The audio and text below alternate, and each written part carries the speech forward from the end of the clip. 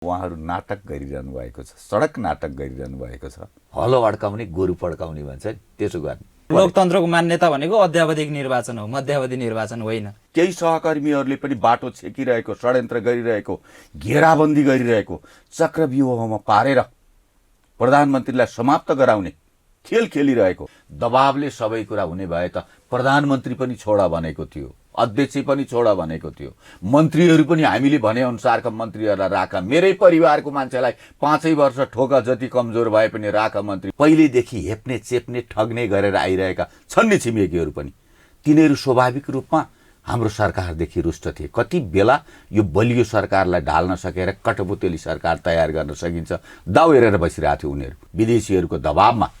त्यति बेला टिक्ने मान्छे भनेको फलाम झैँ उभिराख्ने मान्छे भनेको केपी ओली नै हो। यही हो नाटक, यही हो जायज हो भन्नुस् त। नाटक भनेको यही त्यागी त उहाँ देखिनु भयो नि त, दुवै पद आफै ओगटेर बस्ने तपाईहरुको अध्यक्ष, तपाईहरुको प्रधानमन्त्री। नराम्रो गर्नेहरू पनि छन्, राम्रा काम गर्नेहरू धेरै छन्। त्यो राम्रा काम गर्ने मध्येको, असल काम गर्ने मध्येको त्यसको नेतृत्व गर्ने मान्छे कमरेड केपी ओली हुनुहुन्छ। अहिले निर्वाचनदेखि तर्सिरहनु भएको छ, डराइरहनु भएको छ। संविधानको कुन चाहिँ धारामा लेखिएको छ प्रधानमन्त्रीज्यूले संसद विघटन गर्न सक्नुहुन्छ भनेर? धारा 76 मा छ प्रधानमन्त्रीज्यूले। सबैले चाहिँ लागिरहेका छन्। सबै मैले यहाँ भनिरहेको छैन, कहाँ सबैले भनिरहेको छ भन्नुभयो तपाईले। जनताको निर्वाचनमा जान नसक्ने, जनताले हराउँछ भनेर डराउने, अनि त्यस पछाडि आफ्नो शान सौकात ऐस आराम हैन त आफूले देखाइरहेको हरकत त देखाउनु पर्यो नि। सामान्य कोरा मान्छेहरूले जस्तो गरेर उहाँहरू चाहिँ अभिव्यक्तिहरू, दबावको अभिव्यक्ति, ध्वासको अभिव्यक्ति गरिरहनु भएको छ। भारतले चाहिँ कब्जा गरेर आएको लिम्पिया धुरा हाम्रो हो भनेर नक्सा जारी गर्छ, अनि उहाँहरू भन्नुहुन्छ नक्सा जारी गरेर हुन्छ, त्यहाँ गएर बस्न पर्यो नि, उपभोग गर्न सक्नु पर्यो नि भन्नुहुन्छ। इन्डियाको भन्दा, दक्षिण एसियाको सबै देशका अर्थतन्त्र भन्दा नेपालको अर्थतन्त्र बलियो छ। आजसम्म पनि उहाँले राजीनामा दिनु भएको छैन प्रधानमन्त्रीज्यूले। अहिले काम चलाउ हुनु पर्थ्यो, अहिलेसम्म पनि। यो त नियत देखियो नि तपाईहरुको। यो कस्तो कुरा गर्नुहुन्छ? तपाईहरुको हितरपक्षसँग कसले भने बहुमत स्थायी कमिटी चाहिँ तपाईहरुको हितरपक्षसँग गरेको गणना आफूले गरेको संसदीय दलमा पनि तपाईहरु अल्पमतमै हुनुहुन्छ। कुन बैठकले गरेको बहुमत र अल्पमत, कुन बैठकले गरेको निर्णय कसले गरेको?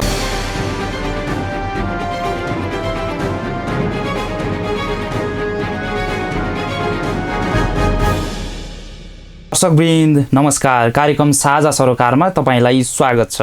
दर्शकवृन्द, साझा सरोकारमा आज हामी प्रतिनिधि सभा विघटनपछि विभिन्न राजनीतिक दलहरूदेखि नागरिक समाजसम्म आन्दोलित छन्, तर सरकार भने आफ्नो कदमलाई जायज ठहर्याउन आफै सडकमा उत्रिएको छ र आफै आम सभामा उत्रिएको छ।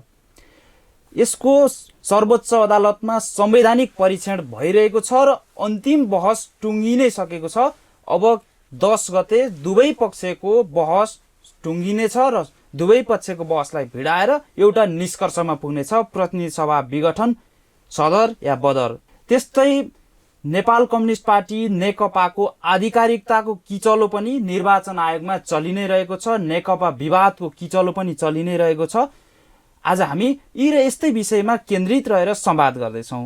हामीसँग हुनुहुन्छ नेपाल कम्युनिस्ट पार्टी नेकपा ओली समूहका केन्द्रीय सदस्य, नेता एवं बागमती प्रदेश कमिटीका सचिव, साथै विघटित प्रतिनिधि सभाका सदस्य खेमप्रसाद लोहनी। सर्वप्रथम आउनुहोस्, उहाँलाई कार्यक्रममा स्वागत गरौँ। स्वागत छ यहाँलाई साझा सरोकारमा। धन्यवाद, नमस्कार। तपाईलाई मैले विघटित प्रतिनिधि सभाको सदस्य भने, खास गरी प्रतिनिधि सभा विघटन भइसक्यो भनिरहनु भएको छ तपाईहरूले, तर अर्को पक्ष चाहिँ हामी जुनसुकै हालतमा प्रतिनिधि सभालाई पुनर्स्थापना गरेरै छोड्छौँ भनेर सडकमा लागिरहेका छन्, सडक आन्दोलनमा छन् र त्यसको अन्तिम फैसला अब केही दिनमा आउँदैछ। नागरिक समाजदेखि विभिन्न राजनीतिक दलहरू चाहिँ प्रतिनिधि सभा विघटनको विरुद्धमा छन्।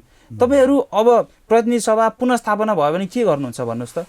अब हामी त जे छ त्यो विषयलाई, जे यथार्थ हो त्यसलाई स्वीकार गर्छौँ, जे यथार्थ हो त्यसलाई मान्छौँ। हामी ढाँट छल गर्दैनौँ, नाटक पनि गर्दैनौँ, छलछाम पनि गर्दैनौँ, फेस टु फेस सिधा सिधा कुरा गर्छौँ हामी। र अहिले प्रतिनिधि सभा विघटनको अवस्थामा छ। प्रधानमन्त्रीज्यूले आफ्नो विशेष अधिकारलाई प्रयोग गर्दै त्यो संसदीय व्यवस्थाले प्रदान गरेको, लोकतान्त्रिक व्यवस्थाले प्रदान गरेको प्रधानमन्त्रीको विशेष अधिकार यो राष्ट्रिय अन्तर्राष्ट्रिय प्रचलन समेतलाई र नेपालको संविधानले गरेको व्यवस्थालाई समेत त्यो व्यवस्थालाई समेत मानेर उहाँले विघटन गर्नुभएको छ। प्रतिनिधि सभा निर्वाचनको घोषणा भइसकेको छ। त यो अवस्थामा प्रतिनिधि सभाको पुनर्स्थापना हुन्छ भन्ने कुरा त म कल्पनै गर्दिनँ, किनभने देश निर्वाचनको माहौलमा अगाडि बढिसक्यो। हामी आम तयारीमा छौँ, निर्वाचनको तयारीमा छौँ र प्रधानमन्त्रीले गर्नुभएको आफ्नो विशेष अधिकारलाई प्रयोग गरेर गर्नुभएको यो नगरी नहुने अति आवश्यक कदम प्रतिनिधि सभाको विघटन, यो फेरि पुनर्स्थापना हुन्छ भन्ने विषयमा म मान्दिनँ। तयार छैन। तपाईहरुले यसो भनिराख्दा फेरि तपाईहरुले प्रतिनिधि सभा विघटन भइसक्यो, अब पुनर्स्थापना कुनै पनि हालतमा हुँदैन, अदालतले हाम्रै कदमलाई चाहिँ जायज ठहर्याउँछ, सदर गर्छ भनिराख्दा फेरि अर्को पक्ष सबै विभिन्न राजनीतिक दलहरूदेखि लिएर नागरिक समाजसम्म आन्दोलित छन्, सडक आन्दोलन पनि चर्काइरहेका छन् उनीहरूले। तपाईहरुकै अर्को खेमाले पनि सडक आन्दोलन चर्काइरहेका छन्। यो अवस्थामा तपाईहरुले मध्यावधि निर्वाचनको घोषणा त गर्नुभएको छ मिति, तर उहाँहरू चुनावमा अहिले जान सक्ने अवस्था छैन। जसरी पनि प्रतिनिधि सभा पुनर्स्थापना गराउनु नै संविधान सम्मत हुन्छ। यो अहिले यो संवैधानिक कु भयो, राजनीतिक कु भयो, अलोकतान्त्रिक कदम चालियो। प्रधानमन्त्रीज्यूको कदमलाई सच्याएर छोड्नुपर्छ भनेर लागिरहेको छ नि। होइन, प्रधानमन्त्रीको कदमलाई सच्याउने भनेकै निर्वाचनमा जाने हो, योभन्दा अर्को कुरै छैन। किनभने हामी यदि सही बाटो, सत्यको बाटो र नगरी नहुनुपर्ने अति आवश्यकीय बाटो हो भने त्यो त निर्वाचन नै हो। निर्वाचन लोकतन्त्रको आत्मा हो। निर्वाचन जनताको अभिमत हो, जनताको चाहना हो। जनताको बीचमा जति बेला पनि जान सक्ने विषयलाई प्रतिपक्ष वा अन्य पक्षहरूले जो अहिले सडकमा देखिनु भएको छ, उहाँहरूले सडकमा उहाँहरूले यथार्थ गरिरहनु भएको होइन, उहाँहरू नाटक गरिरहनु भएको छ, सडक नाटक गरिरहनु भएको छ। त्यसकारण उहाँहरूले पनि बुझ्नु भएको छ प्रधानमन्त्रीको विशेष अधिकार संविधान सम्मत रूपमा उहाँले त्यो अधिकार प्रयोग गर्नुभएको छ। त्यही अधिकारलाई लिएर विघटन गर्नुभएको उहाँहरूलाई थाहा छ। त्यो थाहा भएर पनि कहिलेकाहीँ बलजफ्ती पनि गर्नुहुन्छ, कहिलेकाहीँ जालझेल पनि गर्नुहुन्छ, कहिलेकाहीँ ध्वास देखाउने काम पनि गर्नुहुन्छ। यी विभिन्न खालका षड्यन्त्रबाट, होइन, अलोकतान्त्रिक गतिविधिबाट फेरि पनि आफ्नो कुनै ठाउँलाई राख्न सकिन्छ कि आफ्नो स्पेसलाई कायम गर्न सकिन्छ कि भनेर उहाँहरूले गर्नुभएको कोसिस मात्रै हो। तपाईले भने जस्तो आम नेपाली जनता, धेरै जनताले हुँदै होइन नि, धेरै जनताले त प्रधानमन्त्रीको कदमलाई स्वीकार गर्नुभएको छ, निर्वाचनमा जान तयार हुनुहुन्छ। त्यो त अहिले विभिन्न राजनीतिक दलहरूदेखि लिएर नागरिक समाजदेखि लिएर पूर्व प्रधान न्यायाधीशदेखि लिएर विभिन्न कानुनविदहरूदेखि लिएर सबैले यो कदम त असंवैधानिक हो, अलोकतान्त्रिक हो, यसको विरुद्धमा हामी जानुपर्छ, सडकमै उत्रिनुपर्छ भनेर चाहिँ सडकमा लागिसकेको अवस्था छ नि। आवश्यक छ। झन्डै 2/3 बहुमतको लोकप्रिय राष्ट्रवादी प्रधानमन्त्रीले स्वतन्त्रतापूर्वक आफ्ना कार्यक्रमहरू लागू गर्न नसकिरहेको, हरेक ठाउँमा बाधा अवरोध खडा गर्ने कामहरू गरिरहेको, प्रतिपक्षले त स्वाभाविकै रूपमा गर्ला, आफ्नै पार्टीभित्रका केही सहकर्मीहरूले पनि बाटो छेकिरहेको, षड्यन्त्र गरिरहेको, घेराबन्दी गरिरहेको, चक्रव्यूहमा पारेर प्रधानमन्त्रीलाई समाप्त गराउने खेल खेलिरहेको, लोकतन्त्रलाई समाप्त गर्ने खेल खेलिरहेको, समृद्धिको अभियानलाई तहस नहस बनाउने खेल खेलिरहेको, केपी ओलीले गरिरहेका राम्रा कामहरू जनताको बीचमा नजाओस्, जनताको बीचमा केपी ओलीको एस नरहोस्, केपी ओलीको टावरिङ पर्सनालिटी जनताको बीचमा नरहोस् भनेर डराएर, डाह गरेर, आरिस गरेर खुट्टा तान्ने प्रवृत्तिहरू पनि गरिरहेका छन्। त्यही प्रवृत्तिले गर्दा सरकारले काम गर्न सकेन, पार्टीले घेराबन्दी गर्यो, आफ्नो पार्टीको मान्छेले काम गर्न नदियो भनेपछि भ्रम त पर्ने भयो नि जनता। होइन, तपाईको आफ्नै पार्टीले तपाईको कुन चाहिँ विषयमा सरकारलाई के काम गर्न बाधा अड्छन् थियो र संसदमा गठन गर्नु पर्यो, त्यही भ्रम पारेर। किन भन्दा कुनै पनि बजेट फेल भएन, जनतामा बजेट ल्यायो सफलपूर्वक। म भन्दैछु सबै पार्टीहरूले समेत, विपक्षी दलले समेत भ्रम पारेको कारणले बजेटलाई समर्थन गर्यो, बाध्य भएर यो कदम अगाडि बढाउनु भएको। सरकारले बिल अगाडि सार्छ, अध्यादेश कानुन निर्माण गर्नको लागि, काम गर्नको लागि। हिजो हाम्रो संसद मार्फत भइहाल्थ्यो नि, किन अध्यादेश मार्फत जानु पर्थ्यो र? संसदमा लिएर राजनीतिक सहमतिमा तपाईहरु जान सक्नुहुन्थेन र? अध्यादेश आवश्यकीय अध्यादेश लिएर आउँछ, त्यसलाई त्यसको पनि विरोध गर्छन्, किन गरिरहेका छैनन्? पछि त्यही भएर बाध्य भएर संवैधानिक आयोगको छनौट गर्नुपर्ने बेलामा, संवैधानिक आयोगलाई परिपूर्ति गर्नुपर्ने बेलामा बाध्य भएर गर्नु पर्यो। फेरि पनि अध्यादेश मार्फत नै गर्नु पर्यो। देशलाई अगाडि बढाउन खोज्छ, पदपूर्तिहरू गर्न खोज्छ, काम अगाडि गर्न खोज्छ, हरेक ठाउँमा बाधा अवरोधहरू उहाँहरूले गरिरहनु भएको छ। त्यसकारण यो कदम चालेको हो। त्यो कदम फेरि निर्वाचन नगर्ने भनेको त होइन, लोकतन्त्रभन्दा बाहिरको प्रक्रियामा जान खोजेको त होइन। लोकतान्त्रिक प्रक्रियाको आत्मा हो नि निर्वाचन।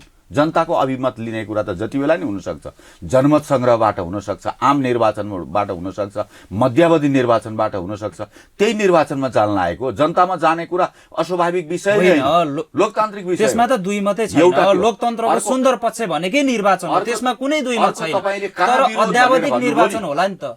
तपाईले अर्को किन भन्दा 5 वर्षको लागि म्यान्डेट पाएको सरकार थियो, 5 वर्षको अध्यावधि निर्वाचन त छ, तर मध्यावधि निर्वाचनको पनि त संवैधानिक व्यवस्था छ नि। मध्यावधि निर्वाचनको पनि त अभ्यासहरू भएर आइरहेको छ नि। त्यो त आवश्यक हैन, विगतमा अभ्यास भएको थियो। हामीले त्यसैलाई बुझेर चाहिँ अहिले 2 वर्षसम्म चाहिँ अविश्वासको प्रस्तावै ल्याउन नपाउने, सरकारले के स्थिर होस् भनेर हो। त्यसपछि चाहिँ जे गर्न पनि पाइन्छ है, गर्न खोजेको नेताहरूले जे गर्न नि पाइन्छ। स्थिर सरकार बनाउन खोजेको, समृद्ध नेपाल निर्माण गर्न खोजेको, आधुनिक नेपाल निर्माण गर्न खोजेको, यो निर्माण गरिरहेको बेलामा केही अनिष्टकारीहरूले अनिष्टता निम्त्याउने कामहरू गर्नुभयो, चलखेलहरू गर्नुभयो, गलत बाटो छेक्ने कामहरू गर्नुभयो। विदेशीहरूको इसारामा विदेशी खुसी बनाउनको लागि जानेर हो कि नजानेर हो, गतिविधि त त्यस्तै छ।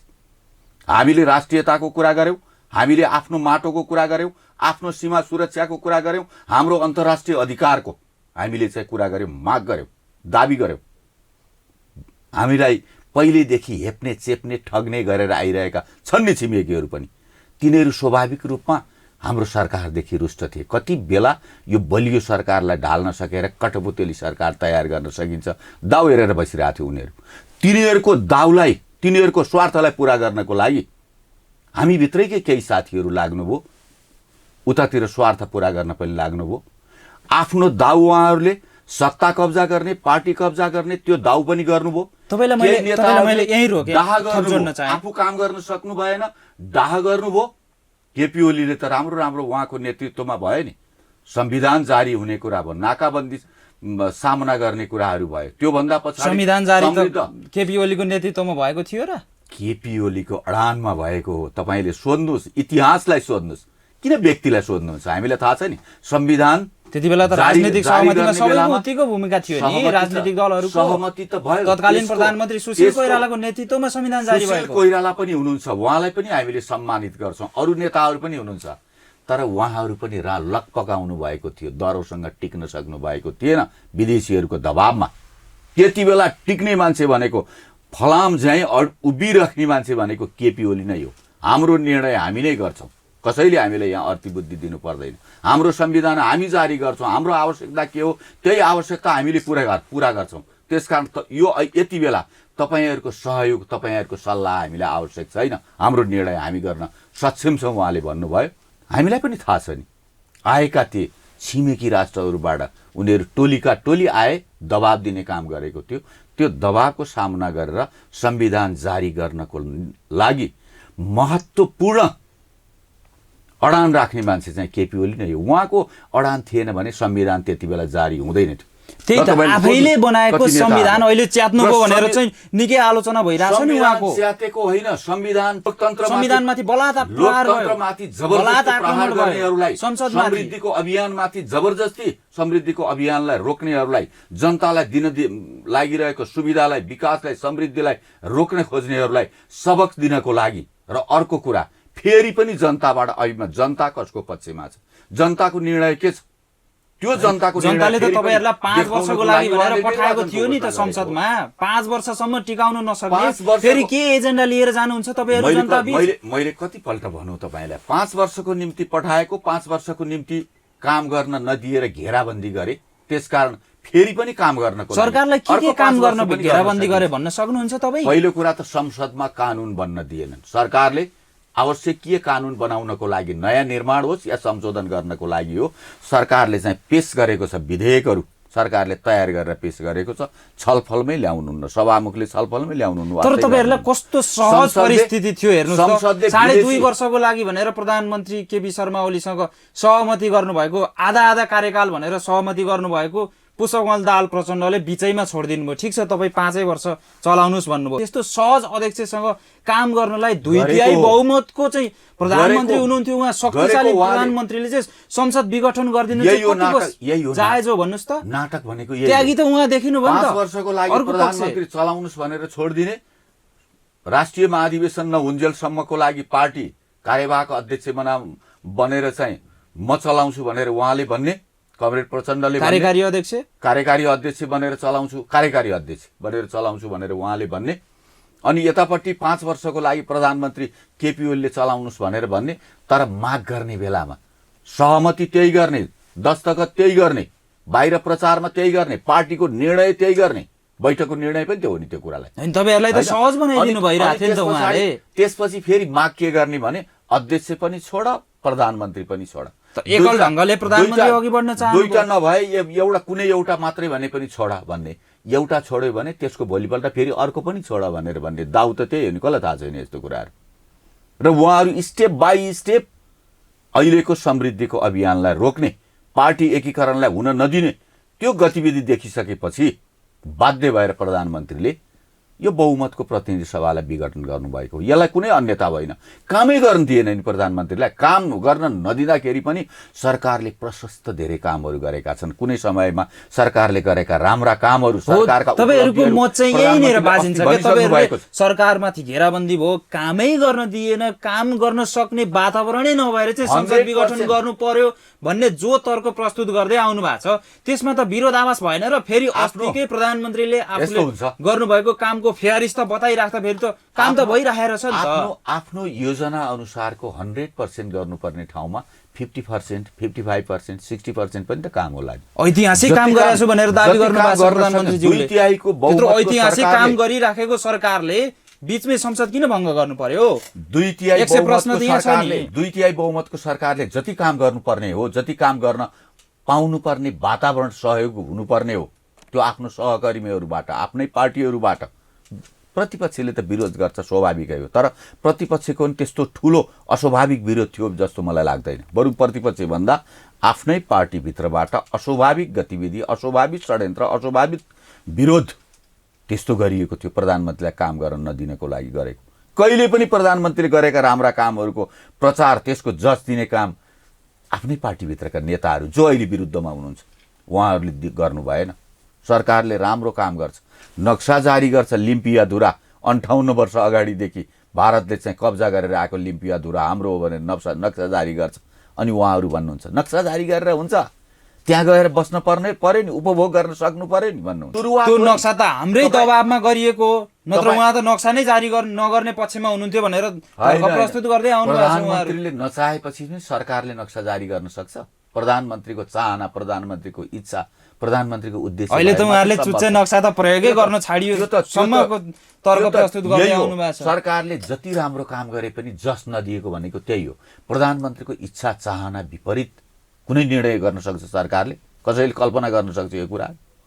जो प्रधानमन्त्री कार्यकारी प्रमुख हुनुहुन्छ, त्यही त उहाँले दबाब दिनुभयो, राष्ट्रिय सहमति भयो, सबै दलहरूको सबै दलहरूको सहयोगमै नयाँ नक्सा जारी भएको। दबावले सबै कुरा उहाँहरूको यही त मिलेन। नाटक भन्दैछु मैले। दबावले सबै कुरा हुने भए त प्रधानमन्त्री पनि छोड भनेको थियो, अध्यक्ष पनि छोड भनेको थियो, मन्त्रीहरू पनि हामीले भने अनुसारका मन्त्रीहरूलाई राख, मेरै परिवारको मान्छेलाई 5 वर्ष ठोका जति कमजोर भए पनि राख मन्त्री भनेको थियो। खोइ त उहाँले उहाँको दबावलाई, उहाँले नाजायज दबावलाई लिनु भएन, रेसिस्ट गर्नुभयो। त्यही त उहाँ एकल ढङ्गबाट अघि बढ्न चाहनु पार्टीभित्र। एकल ढङ्ग नै होइन, हाम्रो पार्टी तपाईले मात्रै कुरा लान्न खोज्नुभयो। हाम्रो पार्टीको नेतृत्व दुईटा पार्टी एकीकरणपछि दुईटा अध्यक्षले गर्नुभएको छ। एउटा अध्यक्ष उहाँ आफ्नो प्रक्रियाबाट आउनुभयो, एउटा अध्यक्ष 9औं राष्ट्रिय महाधिवेशनबाट निर्वाचित भएर आउनुभयो। निर्वाचित अध्यक्ष जति बेलासम्म अर्को महाधिवेशन हुन सक्दैन त्यति बेलासम्म निर्वाचित अध्यक्ष भइरहनुहुन्छ। यो विधानले दिएको मान्यता हो। तर 2075 जेठ महाधिवेशनको 3 मा त त्यो प्रतिनिधिले दुवै दिएको पार्टी चाहिँ भङ्ग भएर मान्यता नयाँ हो। पार्टी निर्माण भएको होइन, दुवै पार्टी- नयाँ केन्द्रीय सदस्यहरू चयन त्यो भएका दुवै होइन। पार्टी भङ्ग के को 75 आधारमा जेठ भयो? 3 केमा पछि टिकेर भयो? तपाईहरूले 9औं राष्ट्रिय महाधिवेशनको दुहाई गरेर चाहिँ तपाईहरूले पन्छिन पाउनुहुन्छ, उम्किन पाउनुहुन्छ। त्यो दुवै पार्टी कहाँबाट बनेको? दुवै पार्टी त्योभन्दा अगाडिको सम्मेलन अधिवेशनबाट बनेको होइन? त्यति बेला फुत्त त्यही बेलामा 75 सालमा मात्रै आएर देखिएको दुईटा पार्टी हो र? त्यसको आधार के छ भने हाम्रो आधार 9 राष्ट्रिय महाधिवेशन हो, जो हामीसँग मिल्न पूर्व माओवादीका साथीहरू, माओवादी केन्द्रका साथीहरू आउनुभयो। उहाँहरूको आधार भनेको पूर्व माओवादी पार्टी हो। हामी आफ्नो आफ्नो जगबाट आफ्नो आफ्नो आधारबाट आएका छौँ। तपाईहरू पनि मिल्न पछि हामी पुग्नु भएको मिल्यौँ। थियो होला नि त्यति बेला त। दुईटाको छिनोफानो हुने, बहुमत अल्पमतको विषयहरू आउने, भएको कार्यकारी पदलाई परिवर्तन गर्ने विषयहरू आउने, त्यो विषय भनेको राष्ट्रिय महाधिवेशनमा मात्रै हो। एकताको राष्ट्रिय महाधिवेशन त बाँकी नै छ नि त। त्यही त तपाईहरू एकताको- महाधिवेशन गर्नै एकताको- नचाहने, खालि एकताको- पदमा टाँसिएर बस्ने, एकताको दुवै राष्ट्रिय- पद आफै ओगटेर राष्ट्रिय बस्ने, महाधिवेशन त तपाईहरूको अध्यक्ष, कार्यकारी- तपाईहरूको प्रधानमन्त्री। कार्यकारी अध्यक्षले चाहनु भएन, त्यही कुरालाई प्रधानमन्त्रीले मान्नु भएन। हामीले नमानेको हो र? केपी ओली, सम्माननीय प्रधानमन्त्री केपी ओली नमान्नु भएको हो र? त्यो त कार्यकारी अध्यक्षले मान्नु भएन। कमरेड प्रचण्ड होइन, अहिले यो स्थितिसम्म आइपुग्न त मुख्य जिम्मेवार त केपी शर्मा ओली हुनुहुन्छ भन्नु भएको छ नि त उहाँहरूले। एकीकरणको निम्ति गरिनुपर्ने जति पनि गृह कार्यहरू छन्, तयारीहरू छन्, त्यतातिर जाँदै जानु भएन नि उहाँहरू। जति बेला पनि सरकार 5 वर्ष चलाउनुहोस् भनेर निर्णय पनि गर्ने, अनि फेरि प्रधानमन्त्रीबाट छोड पनि भन्ने, सरकारलाई काम पनि गर्न नदिने, सरकारले गरेका कामको उल्टो प्रचार गरेर जाने, अनि सरकारले मन्त्री परिषद पूरा गर्न खोज्यो भनेदेखि त्यसलाई पनि रोकिदिने, संवैधानिक निकाय पूरा गर्न खोज्यो त्यसलाई पनि रोकिदिने, जे काम गर्न खोज्छ ब्यारिकेड खडा गरिदिने, हलो अड्काउने गोरु पड्काउने भन्छ नि, त्यसो गर्ने, काम गर्न नदिने, अनि त्यस पछाडि काम गर्न सकेन भनेर बाहिर हल्ला गर्ने, यस्तो गरिरहनु भएको छ। त्यति गर्दा गर्दै पनि धेरैतिरबाट कोसिस गरेर, धेरैतिरबाट चाहिँ छिराएर कोसिस गरेर यो अहिलेको उपलब्धिहरू देखिएको छ। धेरै उपलब्धि भएको छ। होइन, अहिलेको स्थितिसम्म आइपुग्नु कुनै समयमा तपाईलाई पूर्वाधारको कुरा गर्नुस् न, कुनै समयमा 1 वर्षमा 10 किलोमिटर पनि सडक पिच भएको थिएन होइन? अहिले प्रतिदिन 5 किलोमिटरको दरले सडक पक्की भइरहेको छ। देख्नु भएको छ 2 वर्ष अगाडिको काठमाडौँको रूप र अनि तपाईँ त्यो त नियमित प्रक्रिया हो नि, त्यो त हेर्नुहोस्। सरकारको नियमित प्रक्रिया हो नि। यही सरकारले ऐतिहासिक काम गर्यो भनेर किन दाबी गरिरहनु पर्यो नियमित र? प्रक्रिया पनि त्यो त आफ्नो संयन्त्र छन्, आफ्नो संयन्त्र मार्फत नियमित काम भइरहेको हो नि। त्यो वर्षको 10 किलोमिटर भएको बेलामा चाहिँ संयन्त्र थिएन, प्रक्रिया थिएन, गतिविधिहरू थिएन र त्यो निरन्तरता थिएन र? थियो। अहिलेको सरकारले जनताप्रति प्रतिबद्ध भएर आफ्ना सम्पूर्ण कामलाई अत्यन्तै तदारुकताका साथ सरकारले सञ्चालन गर्यो, गतिविधिहरूलाई अगाडि बढायो, सब कुरालाई सुशासनका साथ अगाडि बढाउने काम गर्यो। त्यसकारण न समृद्धिको अभियान, निर्माणको अभियान अगाडि बढ्ने काम गरेको छ। छोटो समयमा तीव्र गतिमा कानुनहरू निर्माण गर्ने काम गरेको छ संसदबाट। कोही पनि भएको छैन यति छिटो कानुन निर्माण, त्यति धेरै कानुन निर्माणहरू गरेको छ। छलफलमा त्यही त आफू खुसी अध्यादेश ल्याउने, आफू खुसी कानुन बनाउने, त्यसरी चल्छ। अध्यादेश त संसद नै नबसेपछि अध्यादेश लिएर आउनु पर्यो। संसदै नडाक्ने प्रधानमन्त्रीज्यूले त्यति बेलाकै अवस्थामा पनि अब उहाँ त जनताप्रति त उत्तरदायी देखिनु भएन नि त। सभामुखले संसदमा छलफल नै नगराउने, प्रस्ताव पेशै नगरिदिने, सरकारले अगाडि बढाएको तपाईहरुले संसद अधिवेशन नै आह्वान नगरिदिने भएपछि 5-6 महिनासम्म तपाईहरुले संसदलाई बन्धक बनाएर राख्ने अवस्था त त्यहाँबाट सुरु भएको हो नि त समस्या। सरकारलाई काम गर्न नदिएको कारणले संसदको नबोलाएको प्रधानमन्त्रीले बोलाउनको लागि अनुरोध नगर्नु विगतदेखि नै मिलेर जान नचाहने त प्रधानमन्त्री केपी शर्मा ओली नि देखिनु भयो नि त। यो मानेमा कि उहाँले वैशाखमा दल विभाजन सम्बन्धी अध्यादेश ल्याएर चाहिँ शान्त तलाउमा ढुङ्गा हान्ने काम कुनै गर्नु ठाउँमा कुनै घटना घट्यो भने त्यो त्यहाँ वरिपरि गएका सबै मान्छे दोषी हुन्छन्, घटनामा संलग्न मान्छेहरू सबै दोषी हुन्छन्। त्यो त अपराधी पो दोषी हुन्छ, इन्ट्रेस्टमा गल्ती काम गर्ने पो दोषी हुन्छ त। त्यो घटनामा कुत्सित मनसाय राख्ने पो दोषी हुन्छ त। त्यो भइरहेको ठाउँमा सफा मनका, उदार मनका, राम्रा काम गर्ने मान्छेहरू पनि त त्यो ठाउँहरूमा हुन्छन्। अनि तपाईहरू अहिले भइरहेका जति पनि कुराहरू छन् भने एकै ठाउँमा मुछेर राम्रा मान्छेलाई, नराम्रो मान्छेलाई, समाजमा सबै मान्छेहरू एउटै समाजमा पनि राम्रा नराम्रा हुन्छन् नि, सबै मान्छे नराम्रै नराम्रो मान्छे हुन्छ र? हुँदैन। त्यो ठाउँमा राम्रो पक्ष धेरै हुन्छ, धेरै सबै ठाउँहरूमा राम्रा पक्षहरू धेरै हुन्छन्। त्यही राम्रा पक्षको धर्मको कारणले, राम्रा पक्षको सतको कारणले यो समाज टिकेको छ, समाज अगाडि बढेको छ। यहाँभित्र पनि नराम्रो गर्नेहरू पनि छन्, राम्रा काम गर्नेहरू धेरै छन्। त्यो राम्रा काम गर्ने मध्येको, असल काम गर्ने मध्येको त्यसको नेतृत्व गर्ने मान्छे कमरेड केपी ओली हुनुहुन्छ। नराम्रो काम गर्नेहरू आफै अहिले किनारा लाग्नु भएको छ, आफै अहिले सडकमा जथाभावी गरिरहनु भएको छ। हिजो संसदमा हुनुहुन्थ्यो, सरकारमा पनि हुनुहुन्थ्यो। उहाँहरूको धेरै खालको आफ्नो चाहना उद्देश्य पनि थियो होला, तर मन नराम्रो भयो, गतिविधि नराम्रो भयो, काम कारबाही नराम्रो गर्नुभयो। अहिले उहाँहरू सडकमा जान बाध्य हुनु भएको स्थिति छ। अहिले निर्वाचनदेखि तर्सिरहनु भएको छ, डराइरहनु भएको छ। निर्वाचनलाई त, चुनावमा जाने कुरा त सबले स्वीकार गरेर हर्षका साथ जाने हो नि, फेस टु फेस जाने हो जनताको बिचमा। जनताले जसलाई समर्थन गर्छन् उही फेरि सरकारमा आउँछ, सत्तामा आउँछ। स्वीकार गर्नु पर्यो। लोकतन्त्रको मान्यता त यही हो नि त। लोकतन्त्रमा आफूले भनेको मात्रै आफ्नो जित मात्रै हुँदैन। लोकतन्त्रको मान्यता यो पनि हो कि जित्नु पर्यो। लोकतन्त्रको मान्यता भनेको अध्यावधिक निर्वाचन हो, मध्यावधि निर्वाचन होइन। हाम्रो संविधानले त्यो परिकल्पना गरेको पनि छैन। मध्यावधि निर्वाचन संविधानको त कुन चाहिँ धारामा लेखिएको छ संसारमा चलिएको। प्रधानमन्त्रीज्यूले संसद विघटन गर्न सक्नुहुन्छ भनेर? धारा 76(7) छ प्रधानमन्त्रीज्यूले विघटन गर्न सक्ने त्यो अधिकार। धारा 76(7) पनि छ। संसारमा चलिरहेको प्रचलन पनि तर हो। धारा 76 को एकबाट प्रधानमन्त्रीको बन्नु भएको विशेष अधिकार पनि हो। प्रधानमन्त्रीले त गर्न र सक्नुहुन्न। त्योभन्दा पछाडि हाम्रो प्रधानमन्त्री 64% सांसदहरूले समर्थन गरेको संसदीय दलको नेता हो। उहाँ संसदीय दलको नेता अहिले पनि हुनुहुन्छ। त्यो विवाद भएको बेलामा, विघटन गरेको बेला नि उहाँ नै हो, परिवर्तन भएको छैन। 64% को नेतृत्व गरिरहेकोले अब सरकार चल्दैन, निर्वाचनमा जानुपर्छ, अब अस्थिरता आउँछ। स्थिरताको लागि निर्वाचनभन्दा अर्को उपाय छैन। निर्वाचन गरिएन भने लोकतन्त्र पनि रहँदैन, कब्जामा जान्छ देश। त्यही त सबै कुरा हेर्नु भएको छ। 64% को समर्थन भएको दलको प्रधानमन्त्रीले अनि बाँकी रहेको संसद विघटन त गर्न सक्नुहुन्न। तपाईँ त्यो 34% किन भन्दा 34%ले 50 प्रतिनिधि सभा विघटन गर्नलाई त संविधानको धारा 76 को 1, 2, 3, 4 सबै स्टेप पूरा गरिसकेपछि पो त्यो स्टेपमा पुगिन्छ। अरूले बहुमत ल्याउन नसक्ने प्रष्ट अवस्था देखिसकेपछि, किनभने 64% एकातिर छ अनि 34%ले कसरी 51% ल्याउँछ? तपाईहरुलाई त पार्टीबाट त त्यो प्रष्ट देखेको कारणले गर्दा प्रधानमन्त्रीले अब यो बहुमत कसैले पनि लिएर आउन पनि सक्दैन, बहुमत देखाउन पनि सक्दैन संसदमा सरकार बनाउनको लागि। त्यसकारण चाहिँ अहिले यो 64%ले पनि ढुक्कसँग राम्रोसँग सरकार नचल्ने खालको अवस्था बनिसकेपछि योभन्दा सबै लोकतन्त्रलाई जोगाउने उपाय भनेको, समृद्धिको अभियानलाई जोगाउने उपाय भनेको एउटै मात्रै त्यही उपाय हो, निर्वाचन भनेर निर्वाचनतिर उहाँ लाग्नु भएको हो, प्रतिनिधि सभा विघटन गरेर। तपाईहरुले कुनै अन्यथाको विषय हुँदै होइन, किन अन्यथा मानिरहनु भएको छ? तपाईहरुले निर्वाचन भनेर जो रटान गरिरहनु भएको छ नि, यो हुनै नसक्ने निर्वाचन। किन भन्दा धेरै पक्षहरू, राजनीतिक दलहरू नै तयार छैनन् आज निर्वाचनमा जानको लागि।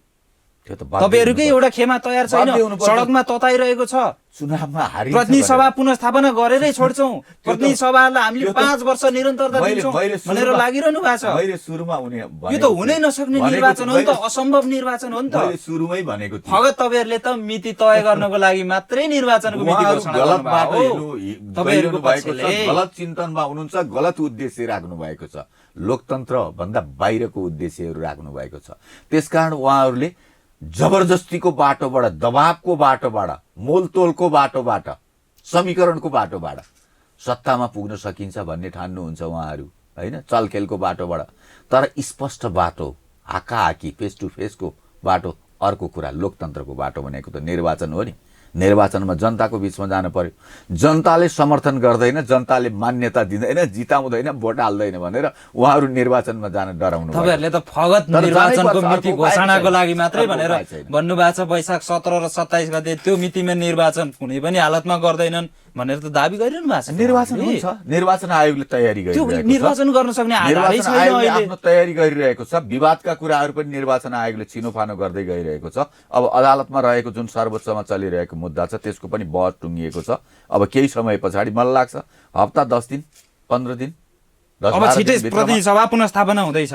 पुनर्स्थापना हुँदैन, अब निर्वाचनको बाटो खुला हुन्छ। होइन, त्यस्तो देख्छु। सबै चाहिँ प्रतिनिधि त्यस्तो सभा देख्छु। पुनर्स्थापना त्यस्तो हुन्छ हुँदैन। भनेर चाहिँ विश्वस्त छन्, सबैले सबैले भनेको- चाहिँ लागिरहेका छन्। सबै मैले यहाँ भनिरहेको छैन, कहाँ सबैले भनिरहेको छ भन्नुभयो तपाईँले। मैले भनिरहेको छैन नि हुँदैन भनेर, किनभने त्यो लोकतान्त्रिक विधि पनि होइन, लोकतान्त्रिक मान्यता पनि होइन, संवैधानिक व्यवस्था पनि होइन, जनताले चाहेको कुरा नि होइन, वर्तमान आवश्यकताले माग गरेको कुरा पनि होइन। अनि यो अस्वाभाविक बाटोबाट कसरी हुन सक्छ पुनर्स्थापना? हुँदैन। जबरजस्तीबाट पुनर्स्थापना हुन्छ र?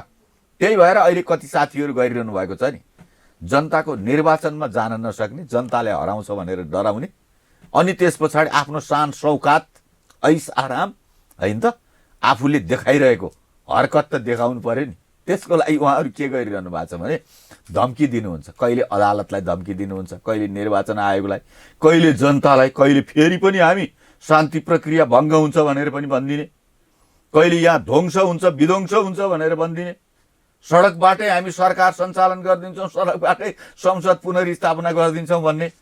अदालतमा छलफल चलिरहेको छ, बहस चलिरहेको छ, अनि सडकबाट जिम्मेवार मान्छेहरू, पूर्व प्रधानमन्त्रीज्यूहरू होइन, सामान्य कोरा मान्छेहरूले जस्तो गरेर उहाँहरू चाहिँ अभिव्यक्तिहरू, दबावको अभिव्यक्ति, ध्वासको अभिव्यक्ति गरिरहनु भएको छ। त्यो कारण के हो भने त्यो उहाँहरू आफूभित्रको एकदम मनोबल बलियो भएर होइन, भित्र डराइरहनु भएको छ कि निर्वाचनमा गयो भने हारिहालिन्छ, त्यसकारण जसरी हुन्छ निर्वाचनमा नदिने, निर्वाचन हुँदैन भनेर प्रचार पनि गरिदिने, अनि अदालतलाई पनि दबाब दिने, तैपनि त्यसले दबाबको भरमा कुनै निर्णय गरिहाल्छ कि त्यो पनि कोसिस गर्ने। होइन, तपाईँहरूले चाहिँ हार्नुहुन्छ, यदि निर्वाचनमा जानुभयो भने तपाईँहरूको जमानत नै जफत हुन्छ भनेर त उहाँले दाबी गरे। एक त यो गर्ने निर्वाचन नै घोषणा गरे होइन, निर्वाचनको मिति, अर्को त उहाँहरूलाई जनताले हराइदिन्छन् उहाँहरूको कल्पना भनेर मात्रै चाहिँ हो, भनिरहनु भएको छ। सपना मात्रै हो, कल्पना मात्रै हो उहाँहरूको।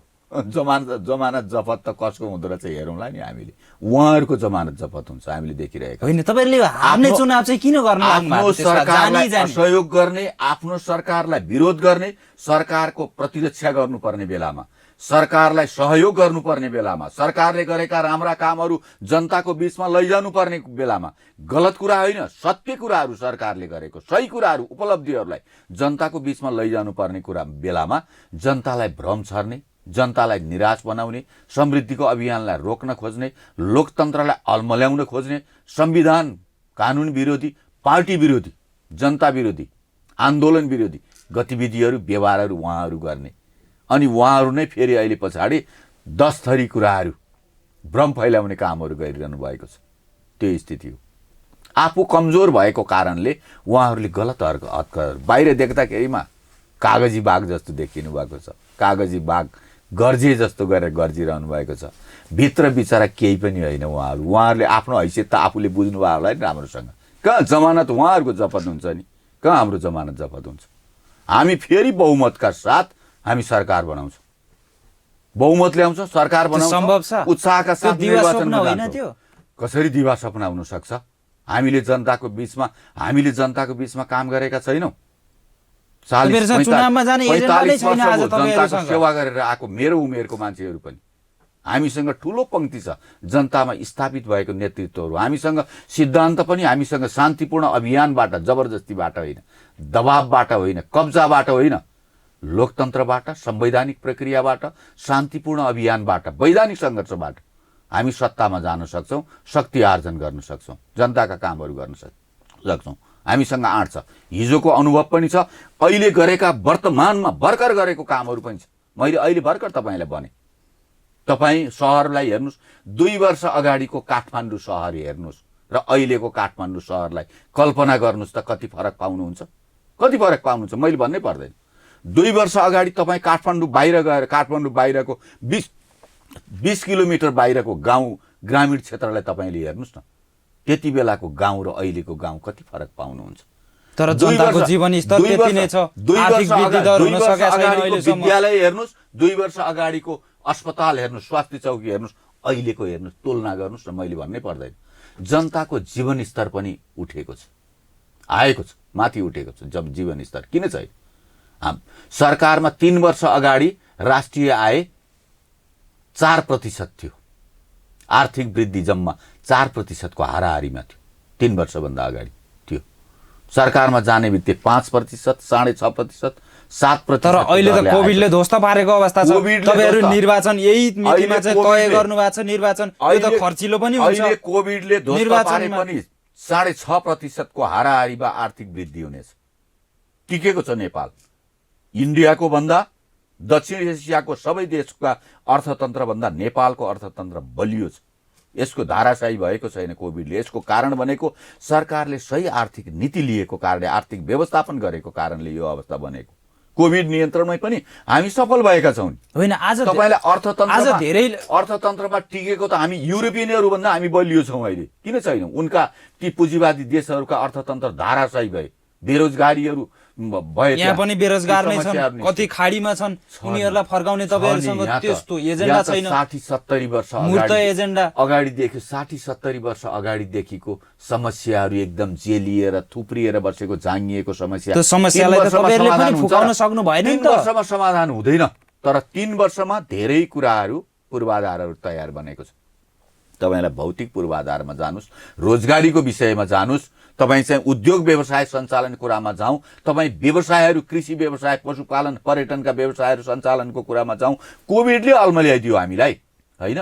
तर कोभिडले अल्मल्याएपछि पनि हामी चाहिँ अहिले फेरि हामी तङ्ग्रिएर अगाडि बढ्दैछौँ। धेरै टाढाको कुरा होइन। आजको दिनमा जनतालाई कोभिडबाट चाहिँ कसरी सुरक्षित राख्ने, कसरी खोप ल्याउने भन्नेतिर लाग्ने कि खर्चिलो निर्वाचन गर्ने? भन्नुहोस् त। कहाँ खर्चिलो आवश्यकता पर्यो भने त जे नि गर्नु पर्यो नि। तपाईलाई परेन? निर्वाचनमा करोडौं खर्च गर्ने। लोकतन्त्र समाप्त हुन लाग्यो, कब्जामा जान लाग्यो, तानाशाही आउन थाल्यो, विदेशीहरू तपाईहरु चाहिँ निरङ्कुश बन्नुभयो, तपाईहरुको पक्ष चाहिँ निरङ्कुश बन्यो, प्रधानमन्त्री त तानाशाह देखिनु भयो भनेर चाहिँ आरोप आइरहेछ। यदि त्यसो नगर्ने हो भने त प्रधानमन्त्री कमजोर प्रधानमन्त्री हुनुहुन्थ्यो, ठिक सही निर्णय गर्न नसक्ने प्रधानमन्त्री हुनुहुन्थ्यो। बलियो, सशक्त, निडर, सही निर्णय गर्न सक्ने बोल्ड प्रधानमन्त्री भएको कारणले गर्दा यो कडा कदम, साहसिक कदम उहाँले चाल्नु भएको। आफ्नै बहुमतको सरकारलाई, संसदलाई, बहुमतको संसदलाई विघटन गरेर निर्वाचनमा जाने सानो साहसले जान सकिँदैन। साहसिलो मान्छे भएर गर्नुभएको।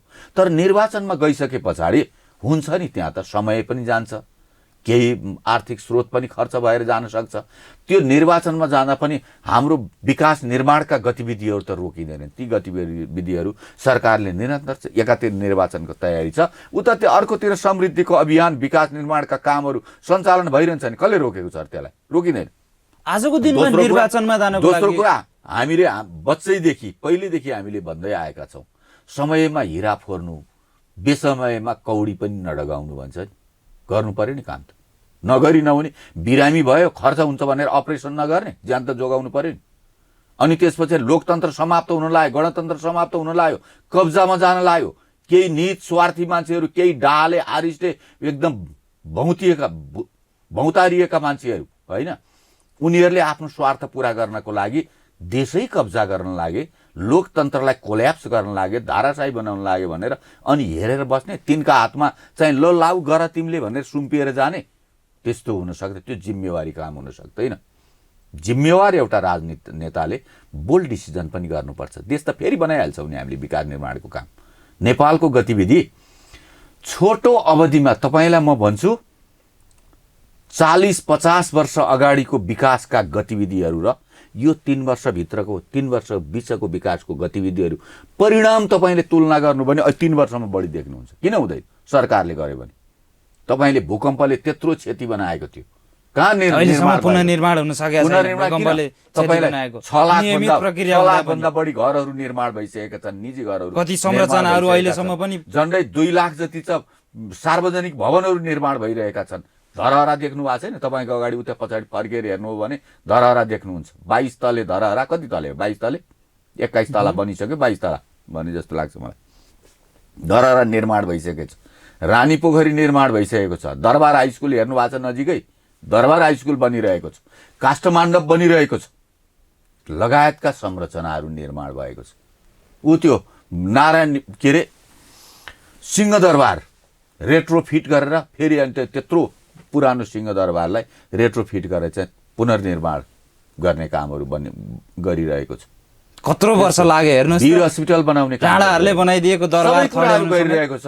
तपाईँलाई कहाँ एकैचोटि हुन्छ त? नयाँ घर बनाउन त, नयाँ एउटा बिल्डिङ बनाउन त ठेक्का लगाएपछि 3 वर्ष लाग्छ। योजना बनाउनु पर्यो, बजेट विन्यास गर्नु पर्यो, टेन्डर खोल्नु पर्यो, घर बनाउनु पर्यो, सर्लक्क नयाँ घर एउटा बिल्डिङ एउटा बिल्डिङ अफिसको बिल्डिङ बनाउनलाई 3 वर्ष लाग्छ बजेट हालेपछि।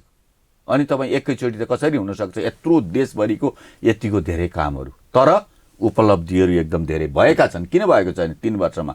मैले तपाईँलाई फेरि पनि भन्छु, 3 वर्षको सडक निर्माणकै तपाईँले तुलना गर्नुभयो भने हुन्छ होइन। अहिले तपाईँलाई दिनको 5 किलोमिटरको दरले पक्की सडकहरू बनिरहेका छन्। तपाईँ बाहिर जानु सदरमुकामहरूमा, सदरमुकामको वरिपरिका सबै सडकहरू पक्की सडकहरू बनिरहेको छ। गाउँपालिकाको केन्द्रमा, नगरपालिकाको केन्द्रमा जाने ठाउँमा जुन ठाउँमा कच्ची सडक थियो अहिले पक्की सडकहरू ती ठाउँहरू बनिरहेको छ। खैर अहिले तपाईँहरूले निर्वाचनको मिति घोषणा गर्नुभएको छ नि, निर्वाचनको मिति त्यो मितिमा हुनै सक्दैन भनेर एउटा पक्ष लागेको छ र अर्को पक्ष भनेको नेपाली काङ्ग्रेस नै पनि अहिले निर्वाचनमा जानको लागि तयार छैन। नेपाली काङ्ग्रेसमै पनि मत विभाजित भइरहेको छ। एउटा खेमा निर्वाचनमा जानुपर्छ भने पनि त्यसमा ठुलो तबका चाहिँ निर्वाचनमा जानलाई तयार नै भएको छैन। राजपाको स्थिति पनि त्यस्तै छ। तपाईँहरूको अर्को पक्षले सडकमा आन्दोलन चर्काएको छ। यदि संसद पुनर्स्थापना नभए थप मुलुक चाहिँ अस्थिरतातिर, प्रधानमन्त्रीज्यूले चाहिँ गृहयुद्धतिर लानुहुन्छ मुलुकलाई भनेर भनिरहेको छ भने झन् तपाईँहरूले कहिलेसम्म अस्थिर बनाइराख्नुहुन्छ? अब निर्वाचनमा जानको लागि डराउनै पर्दैन।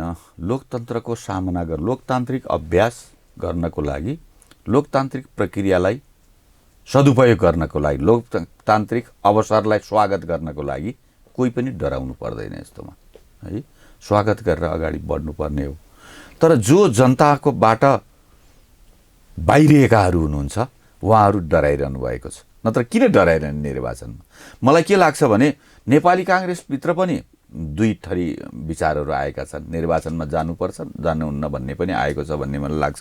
तर उहाँहरूको संस्थागत विचार निर्वाचनमा नजाने होइन। अदालतले जे फैसला गर्छ त्यो फैसलालाई हामी मानेर जान्छौँ। निर्वाचन भए निर्वाचनमा जान्छौँ, पुनर्स्थापना भए पुनर्स्थापना जान्छौँ भनिरहनु भएको छ उहाँहरू। तपाईँहरू यदि अदालतले संसद पुनर्स्थापना गरिदिनु भयो भने तपाईँहरू के गर्नुहुन्छ? त्यसपछिको विकल्प के हुन्छ भन्नुहोस् त? अब संसद अदालतको निर्णयलाई त हामी त मान्नु पर्यो नि। हामी त कानुनी राजको सम्मान गर्ने पार्टी हो, कानुनी राजको सम्मान गर्ने पङ्क्ति हो। हामी जनताको बहुदलीय जनवादको अनुयायीहरू हौँ, मदन भण्डारीको चेलाहरू। हामी यस्तो बन्दुक बोकेर जथाभावी गरेर हिँड्नेहरूको चेला होइन। हामी कानुन मान्छौँ, संविधान मान्छौँ, शान्ति मान्छौँ, जनता मान्छौँ, जनताको अभिमत मान्छौँ, संविधानको सर्वोच्चतालाई हामीले स्वीकार गरेर जान्छौँ। त्यसकारण हामी निर्वाचनलाई त मान्छौँ नै। तर निर्वाचन मान्छौँ र अदालतले, मैले अघि नै भनेको थिएँ, अदालतले पुनर्स्थापना गर्दैन। तर यदि गर्यो भने पनि हामी त्यो निर्णयलाई मान्छौँ। फेरि हामी गइहाल्छौँ, हामी संसदीय दलमा जान्छौँ, संसदमा जान्छौँ, त्यहाँ पनि हाम्रा गतिविधिहरू हामीले सञ्चालन गरेर जान्छौँ। जे आउँछ लोकतान्त्रिक प्रक्रियामा, लोकतान्त्रिक विधिमा जे आउँछ त्यसलाई हामी स्वीकार गरेर जान्छौँ। चित्त नबुझे पनि कानुन जे छ, संविधान जे छ त्यसको परिपालना सम्मान गरेर जान्छौँ। अदालतको व्याख्यालाई हामीले मान्छौँ हामी त्यसलाई। यदि अदालतले संसद पुनर्स्थापना गरिदियो भने तपाईँहरू त्यही अनुसार अघि बढ्न तयार हुनुहुन्छ? त्यो त गर्नै पर्यो नि। अदालतले पुनर्स्थापना गरे भने मान्नुपर्छ। तर अदालतले गर्दैन भन्ने मलाई लाग्छ कि मैले त्यो सोचेकै छैन। अदालतले गर्छ भन्ने मलाई लाग्दैन। पुनर्स्थापना गर्दैन अदालतले। अब त अदालतले चाहिँ पुनर्स्थापना गरिनै सक्छ। किन भन्दा प्रधानमन्त्रीले निर्वाचन गर्ने नियतले यो संसद विघटन गर्नुभएकै होइन। किन भन्दा आजसम्म पनि उहाँले राजीनामा दिनुभएको छैन प्रधानमन्त्रीज्यूले। अहिले काम चलाउ हुनु पर्थ्यो अहिलेसम्म पनि। यो त नियत देखियो नि। यो कस्तो कुरा गर्नुहुन्छ? जे देखिरहेको छ त्यसलाई चाहिँ होइन भनेर शङ्का गर्नुहुन्छ। जे देखिरहेको छैन त्यसलाई चाहिँ तपाईँ फेरि यस्तो पो हो कि भनेर चाहिँ प्रमाणित गर्ने कोसिस गर्नुहुन्छ। त्यही प्रधानमन्त्रीले संसदको विघटन गरेर निर्वाचनको घोषणा गर्नुभएको छ, त्यसलाई चाहिँ होइन कि भनेर अल्मलिनुहुन्छ। अनि त्यही प्रधानमन्त्रीले पुनर्स्थापनाको हुन सक्दैन, निर्वाचनमा जान्छ देश भन्नुभएको छ, त्यसलाई विश्वास गर्नुहुन्न, के हो भनेर प्रश्न गर्नुहुन्छ। देखिएको ठोस कुरालाई चाहिँ नमान्ने अनि कल्पनालाई चाहिँ स्वीकार गरेर हिँड्ने, कल्पनाको भरमा तपाईँहरूले त हुँदा खाँदाको प्रतिनिधि सभालाई चाहिँ खोलामा बगाइदिएर अहिले झन् अस्थिर बनाउनु भयो नि त। यदि वैशाखमा निर्वाचन पनि हुन सकेन र संसद पुनर्स्थापना पनि भएन भने त मुलुक त झन् भर्खरतिर जाने सम्भावना छ नि त, अँध्यारोतिर जाने सम्भावना छ नि पहिलो त। कुरा त वैशाखमा निर्वाचन हुन्छ। हामी जे गर्छौँ कानुन सम्मत गर्छौँ, संविधान सम्मत गर्छौँ, लोकतान्त्रिक मान्यता बमोजिम नै हामी गर्छौँ। हामी त्योभन्दा बाहिर जाँदैनौँ। मैले अघि नै पनि भने हामी मदन भण्डारीको अनुयायी भनेर, हामी कम्युनिस्टहरू जनताको बहुदलीय जनवादलाई, हामी तात्कालीन नेकपा एमाले अहिले नेकपा यसका कार्यकर्ताहरू, हामी जनताको बहुदलीय जनवादले देखाएको जुन कार्यक्रम छ, बाटो छ, हामी त्यो बाटोबाट हिँड्छौँ। त्यसको विरुद्धमा जाँदैनौँ। आवधिक निर्वाचन, बहुमतको शासन, अल्पमतको विपक्ष, कानुनको शासन, संविधानको सर्वोच्चता, सार्वभौम सत्ता नेपाली जनतामा, यी सबै कुरालाई हामी मानेर जान्छौँ। त्यसकारण हामी सार्वभौम सत्ता जनतामा भएको कारणले निर्वाचनमा जान्छौँ, संविधानले दिएको अधिकारलाई प्रयोग गर्छौँ, शक्ति पृथकीकरण न्यायालयले भनेको कुरालाई हामी मान्छौँ, स्वीकार गरेर जान्छौँ। यसमा हाम्रो कुनै शङ्कै छैन नि। विगतदेखि नै तपाईँहरूसँग नै हुनुभएको संस्थापक नेताहरू नै अहिले पुष्पकमल दाहाल प्रचण्डसँग मिल्न पुग्नु भएको छ। तपाईँहरूलाई त अब झन् असहज परिस्थिति होला नि त। निर्वाचनमा पनि तपाईँहरू कमजोरै हुनु होला। आफ्नै पार्टी चाहिँ दुई ध्रुवमा विभाजित भइसकेपछि तपाईँहरूलाई अब यस्तो हो, असहज थप चुनौती अब देखियो। जनतामा अलिकति भ्रम त पारि नै दियो है। पार्टी विभाजनको अवस्थामा जाने, विभाजन भइसकेको त छैन कानुन त, तर व्यवहारमा त विभाजित देखियो, मनस्थिति गतिविधिहरू विभाजित देखियो। पार्टी एउटै भए पनि यसले हामीलाई केही समस्या त, किन भन्दा अहिले त औपचारिकताको दाबीदेखि लिएर समस्याको हामीसँग चाहिँ बहुमत केन्द्रीय सदस्य छ भनेर उहाँहरूले त मान्छे स्वयंलाई उपस्थित गराएर अब निर्वाचनमा आधिकारिकताको लागि चाहिँ दाबी गर्न गइसक्नुभयो। यदि तपाईँहरूले चाहिँ आधिकारिकता पनि पाउनुहुन्न, सूर्य चिन्ह पनि उहाँहरूले पाउनुहुन्छ, अब तपाईँहरूलाई त असहज परिस्थिति त्यस्तो केही हुँदैन। हामी यो परिस्थितिको बारेमा जनताको बीचमा जान्छौँ। एउटा त कानुनमा हामी काम भइरहेको छ। निर्वाचन आयोगले, संसदले, के अरे अदालतले जे निर्णय गर्छ हामी त्यो निर्णयको पालना गरेर जान्छौँ। दोस्रो कुरा, हामी जनतामा जान्छौँ। जनताहरू त्यस्तो विवेक नभएको हुनुहुन्न। यो छलकपट गर्ने टपरटुइयाहरूले पो जताभावी गरिरहेछ त। जनताहरूले त सही निर्णयहरू दिनुहुन्छ नि। जनमत त सही जनमत आउँछ। त्यो जनताको बीचमा सरकारले गरेका गतिविधि, हामीले पार्टीमा बसेर गरेका गतिविधिहरू, हामीले त्यहाँ भएका विधि प्रक्रिया विधानलाई पालनाका विषयहरू, हामी यो सबै लिएर जनताको बीचमा जान्छौँ। जनतालाई हामी कन्भिन्स गर्छौँ। जनताले हामीलाई साथ दिनुहुन्छ। हामीले यसमा एकदमै ढुक्क छौँ, हामी विश्वस्त छौँ। किनभने हामी ठिक बाटोमा छौँ, सही बाटोमा छौँ, सत्यको बाटोमा छौँ। अनि हामी किन डराइरहन्छौँ जनताको बीचमा? जनतालाई हामीलाई साथ दिनुहुनेछ, यसमा कुनै शङ्कै छैन। त्यसकारण हामी अप्ठ्यारो त भयो, तर सामना गर्दैछौँ। अप्ठ्यारोले हामीलाई अवसर पनि दिएको छ यो ठाउँमा नयाँ नेतृत्व निर्माण गर्ने, ढुक्कसँग आफ्नो बाटो हिँड्ने, किचिमिचिका कुरा होइन, स्ट्रेट फरवर्ड सिधा सादा रूपमा आफ्नो एजेन्डाहरूलाई लिएर जनताको बीचमा जाने, यो हामीलाई यो बाटो पनि हामीलाई दिएको छ। यो परिस्थितिले हामीलाई एउटा अवसर पनि दिएको छ। हामी त्यो अवसरको सदुपयोग पनि गरेर जान्छौँ। जनताको बीचमा फेरि पनि जान्छौँ। हामी अलिकति ढिलाढाला भएको थियो। यो 2 वर्षको बीचमा जनतासँगको सामिप्यता हाम्रो अलिक कमजोर भएको थियो। पार्टी एकीकरणको नाममा एकीकरण पनि सम्पन्न हुँदैन। एकीकरण भनेको छ सम्पन्नै हुँदैन। हरेक कुराहरू बीचमा अलमल्लिएर गाँजिएर बसिरहेको अवस्था थियो। अब हामी सिधा सादा रूपमा चाहिँ जान्छौँ। पार्टी निर्माण पनि गर्छौँ, सङ्गठन पनि बनाएर जाने काम गर्छौँ, नयाँ एजेन्डा पनि जनताको बीचमा लिएर जान्छौँ, भए गरेका कामहरू पनि जनताको बीचमा लिएर जान्छौँ। जनतालाई हामी कन्भिन्स गर्छौँ, हामीलाई साथ दिनुहुनेछ। अब रह्यो पार्टीको नाम र निर्वाचन चिन्हको कुरा तपाईँले गर्नुभएको थियो। निर्वाचन चिन्ह र पार्टीको नाम त किन, त्यो त अध्यक्ष, प्रथम अध्यक्ष हामीसँग, महासचिव हामीसँग, पार्टी हामीसँग, जनता हामीसँग, बहुमत केन्द्रीय सदस्यहरू तपाईहरुको हितपक्षसँग, कसले भने बहुमत स्थायी कमिटी चाहिँ तपाईहरुको हितपक्षसँग गरेको गणना, आफूले गरेको संसदीय दलमा पनि तपाईहरु अल्पमत नै हुनुहुन्छ। कुन बैठकले गरेको बहुमत र अल्पमत, कुन बैठकले गरेको निर्णय कसले गरेको? तपाईहरुको अध्यक्षलाई त कारबाही नै गरिसक्नुभयो, महासचिवलाई कारबाही गरिसक्नुभयो, हामी पनि हटाइसक्नुभयो उहाँहरुले तपाईहरुलाई। अध्यक्षबाट त हामीले नि साधारण सदस्य कार्यवाहक अध्यक्ष कार्यकारी अध्यक्षबाट दिएका छौं। किन नहुने? कार्यकारी अध्यक्षबाट, कार्यकारी भनेको मैले कार्यवाहक भनेछु, कार्यकारी अध्यक्षबाट त हामीले पनि हटाइदियौँ। जसले आफ्नो जिम्मेवारी पूरा गर्नु भएन, त्यसकारण हामीले पनि उहाँहरूले त साधारण सदस्यबाट नै हटाइदिसक्नु। हामी बहुमतमा छौं। हामीसँग पहिलो कुरा त हामीसँग सिद्धान्त, जनताको बहुदलीय जनवादको सिद्धान्त, यही सिद्धान्तले यो आधुनिक नेपालको नेतृत्व गरिरहेको छ। आधुनिक नेपाललाई अगाडि बढ्नको लागि बाटो नीति देखाउने नीति दिने काम जनताको बहुदलीय जनवादले गरेको छ। यो कम्युनिस्टहरूलाई मात्रै होइन, हामीलाई मात्रै होइन, यो सबै लोकतान्त्रिक प्रक्रियामा आएका सबै पार्टीहरूलाई देखाइदिएको छ। त्यो एउटा नयाँ बाटो, नयाँ उज्यालो, नयाँ सिद्धान्त, नयाँ नीति दिने काम गरिरहेको छ। त्यो जबज हामीसँगै छ। कहाँ उहाँहरूसँग हो त्यो जबज? जनताको बहुदलीय जनवाद आजको दिनसम्म पनि तपाईहरुले हामी छौँ। जबजकै त्यसपछाडि अभ्यास गरिरहनु भएको छ। गरिरहेका छौँ। किन? सधैँभरि गरिरहेका छौँ हामीले। मैले आज मात्रै पनि 1.5 घण्टा जबजको क्लास लिएर आएको। के हो जबज भनेको? जबज र लोकतान्त्रिक गणतन्त्र, जबज र सङ्घीयताको के अन्तर सम्बन्ध छ? मैले आज पनि 1.5 घण्टाको क्लास लिएर आएको त्यो बारेमा। किन नगरे? तर तपाईहरुकै नेताहरूले त हामी त जनताको जनवादको अभ्यास गर्छौँ। जनताको जनवाद यही हो। बिचमा आएर कच्याङ कुचुङ केही भयो, बाध्य भएर मान्न पर्यो नि। कहिलेकाहीँ बन्दुकै बोकेर हिँड्न पर्यो भने पनि अस्थायी रूपमा चाहिँ भनेर सुनिदिनु पर्ने खालको स्थिति बन्यो नि।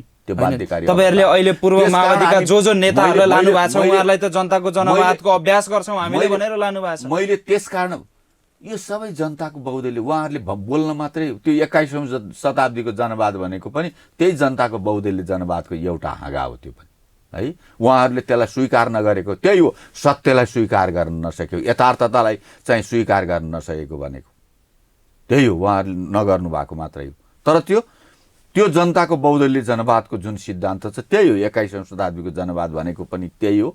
अहिले आएको लोकतन्त्र भनेको पनि त्यही हो। त्यही भित्र आएको छ धेरै कुराहरू। हस्, यहाँको महत्त्वपूर्ण समय, संवाद र विचारका लागि हार्दिक धन्यवाद। धन्यवाद। हस्, नमस्कार। नमस्कार। ल तपाईँलाई, तपाईँहरूको यो समग्र सूत्रको सबै टिमलाई म चाहिँ हार्दिक धन्यवाद ज्ञापन गर्छु।